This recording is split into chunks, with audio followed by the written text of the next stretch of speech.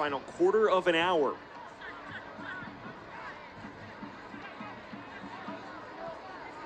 Chapman finds Foster. He's got options. Segrist cuts it inside, and Romario Williams, the beneficiary. The top goal scorer for the Switchbacks doubles their advantage here in Colorado Springs. Shrugged off it by Waters. And Marsh has some room. This is Mensah. Ropapa Mensah charging through, finds Marsh, and he finishes! Chattanooga may have snatched the points. And who else but Siobhan Marsh? A man with a knack for the late game spectacular, delivering again for Chattanooga. Now you see Richmond moving to that 4-1-4-1 with the high press. This is what Darren Sawatsky wants to implement on a larger scale as the season progresses.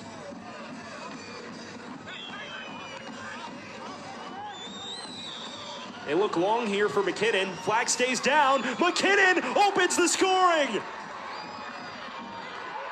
A stunner in Richmond, and the league's top scorer makes an impact.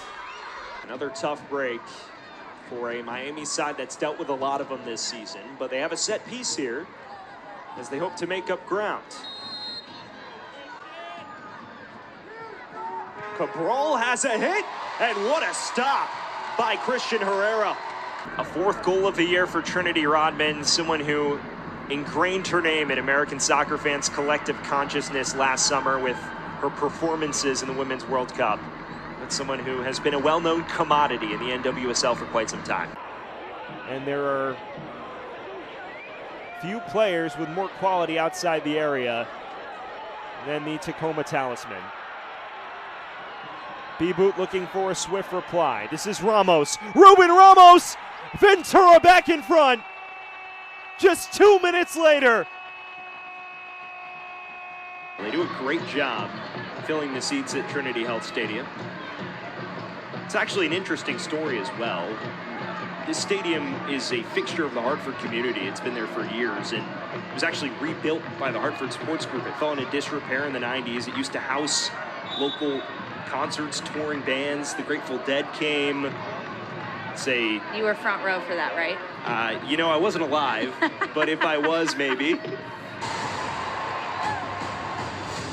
A pair of struggling sides meet in cloudy Connecticut tonight as San Diego Loyal makes the near 3,000-mile trip to Hartford to take on Hartford Athletic.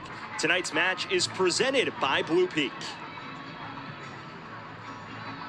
A pleasant good afternoon alongside Lisa Carlin, Sam Goldfarb here. Tonight's standings are brought to you by Symbiotica, the official wellness partner of San Diego Loyal. As a San Diego-based supplement company, Symbiotica wants to positively impact its community because to them, San Diego isn't just their headquarters, it's their home. Symbiotica, live with intention. Here's your look at the Western Conference standings. You see San Diego Loyal in 7th. A win could take them as high as 5th. Meanwhile, in the East, Hartford Athletic in the cellar. They're now 9 points off postseason pace after that defeat to Loudoun. Lisa, for San Diego, it was a quick start to the season, but Nate Miller's side hasn't won a match since May 20th. Going forward, pretty fearsome, though. It's been a struggle for this team. 0 wins over their last 6 weeks. It's been a difficult stretch. Now Swinger's not shy about getting forward. Have any inkling as to why they're pushing her more centrally? They want to create those numerical advantages in central positions to really control pressure and small little passes and the distances between players, because then they can counter press. And there are times where they could occupy those wide channels and open up the seams for a Stengel or Yasmin Ryan to get into. See if as this half progresses, they alter things. The counter press tonight has been impeccable in many respects. They've won the ball back repeatedly upfield.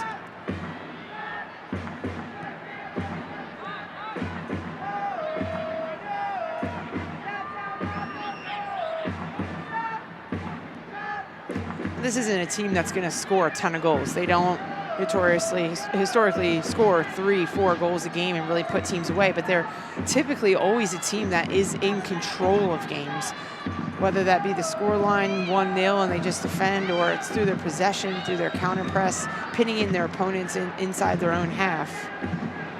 They get a lot of criticism for not looking as threatening, but it's the constant probing that wears teams down. Swanger with some width here. He's looking for the run of Stengel.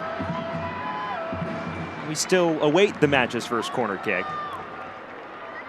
Gotham side that has allowed just 9 goals all season, but has only scored 16. Only 3 in the opening 6. A lot of 2-1, 2-0 victories over the course of this 5-match win streak. Long throw to Stengel, and we finally got a corner kick on our hands. And to your point, it's no surprise. This Gotham team is always going to be a late bloomer in their style and their approach. It demands such specificity between different profiles and positions, and they have a very specific approach that they want to play that takes time to be ingrained. And especially with all the squad rotation from Juan Carlos Amaros, it's hard to find some continuity. Outswinger here from Swanger.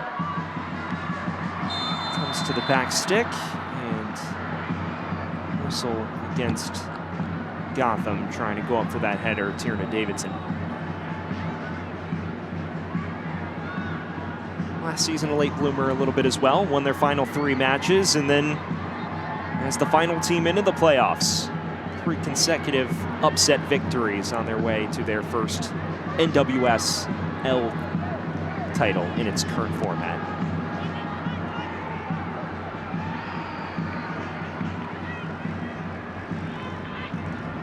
This season, though, in the only meeting, Washington getting the better of Gotham, a 2-0 victory at Audi Field.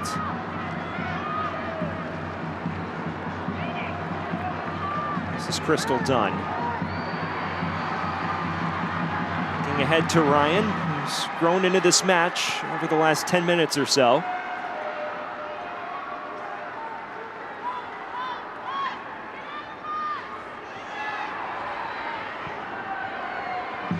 Sheehan is dispossessed.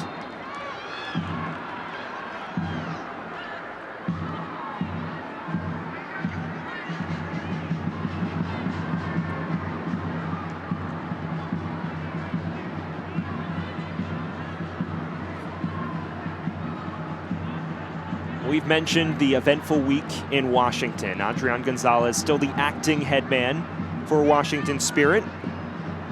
Jonathan Giraldez finally making the move overseas, and they're beginning to work him into the fold as they gradually transition head coaching responsibilities his way.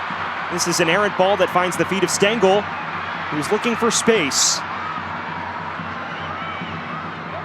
Ultimately, reinforcements don't arrive in time.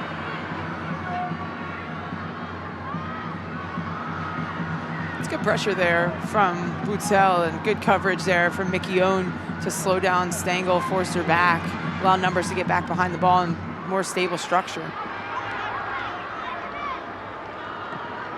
Dunn.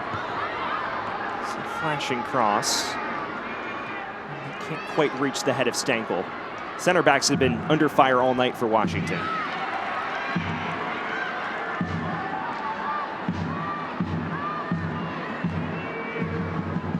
The Spirit shouldn't be surprised that this is the way that the game is being played out right now. This is what Gotham does to everyone. They do it to the best teams in the league. They pin them back, they press, they counter press with their numbers forward, making it difficult. But if the Spirit can just absorb this pressure, be patient, wait for their moments to create turnovers, and then be really smart in transition, whether they keep the ball or attack directly very quickly. Here's a turnover right here. Bethune is charging forward, lays it off, long-range effort, and what a finish it was. Washington on the counter, taking the lead, and it's Courtney Brown with a terrific strike. Gotta love it when a plan comes together. Right on cue, huh? Washington Spirit do a good job absorbing pressure, being in a position where they can look for those moments to press, to this is who they are. This is what the epitome of Washington Spirit football is they're going to sit, they're going to wait for those moments, create those turnovers, and progress directly to goal. And at this time, it's Starr, a little outside of the foot, progresses it to Bethune. Gotham tries to get numbers across, get tugged toward the ball, and that frees up Courtney Brown with time and space inside the penalty area. Puts her boot through this one, finishes with such pace and precision. Unstoppable finish there for Courtney Brown. Gives Washington Spirit a well-deserved lead in this one. They're checking it for a possible offsides. And has been cleared, the goal stands. You look surprised. I thought it was off. I thought initially that Bethune's position was off, but. Fortunate break perhaps for the visitors. They won't complain though. So Courtney Brown in the 27th minute, a 23-year-old out of West Haven, Utah. Drafted 49th overall in this year's draft. One of 5 draft picks who have factored in for Washington frequently over the course of this season. And we spoke about the impact of youth in this Washington side. Brown grabbing her first goal as a member of the Spirit. And it's a gamble. It's a massive gamble to say that we're going to bring all these young players in. We're going to give them minutes, time, experience. We're going to help develop them and grow. And it's a massive gamble that they're going to come good this early, this quick, this often for this Washington side. But when you have players like Ule Sarr, Trinity Rodman, Andy Sullivan around them, it makes the transition a little easier. And when you look at the ages on paper, yes, obviously the draft picks are new, but Rodman, 22 years old, she's been playing for 4 years. Age not necessarily always truly indicative of inexperience. The game knows no age. If you're good enough, you're old enough. Yep, there you go. Just joining us, Courtney Brown opening the scoring 27 minutes in with a wonder strike on the counter. Rookie-to-rookie connection. Corey Bethune picking her out. Novell is looking to make her impact felt in this one.